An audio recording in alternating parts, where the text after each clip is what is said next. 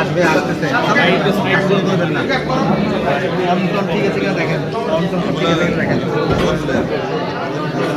দেখেন ঠিক আছে দেখেন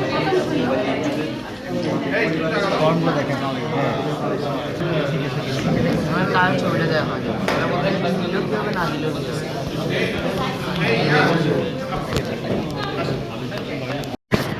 এবং ফলে শহীদ পরিবাররা যে সম্মান সেইটা আসলে আমরা শুনি অভিযোগ করি।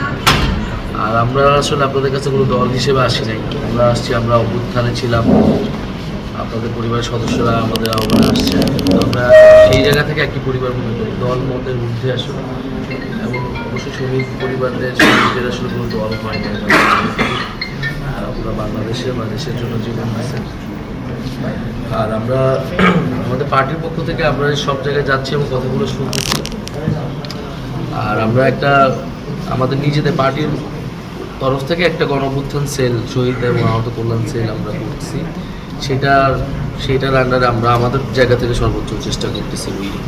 যেখানে যেতেছি আমরা সবার নাম্বারগুলো নিতেছি, তা আছে এটার স্থানীয় এবং স্থানীয় একজন সংগঠককে ঠিক করে এটা পরবর্তীতে আমরা ঢাকায়। আর পলিটিক্যাল যে জিনিসটা ঘোষণাপত্র সনদ, ওইটা তো আমরা আমাদের ইয়াতে সবসময় বলছি এবং 3 আগস্ট সেটা নিয়ে আমরা বড় প্রোগ্রাম করবো।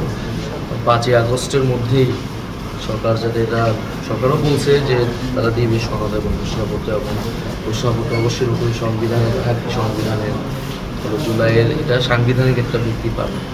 এই জায়গাটা আমরা এটা করতেছি। আর উপদেশটা তারা আপনাদের কি সম্মান করছে আমরা জানতাম না, সেটা আমরা কথা বলবো, এটা প্রতিবাদ জানাবো তাদেরকে। আর সর্বোপরি আপনাদের কাছ থেকে আমরা দোয়া চাই যাতে আমরা ভালোভাবে আমরা চলতে পারি, আমরাও সফল হতে পারি। আপনারা আমাদের জন্য দোয়া করবেন, আপনাদের দোয়া আমাদের জন্য সবচেয়ে গুরুত্বপূর্ণ আর কি। তো আমাদের জন্য দোয়া করবেন, আমরা আপনাদের জন্য চেষ্টা করবো। এখানে হচ্ছে সবার নাম্বারগুলো যারা আসছেন, আর একজন সংগঠন প্রত্যেকটা জায়গায় আমরা টিম করতেছি সমস্যা।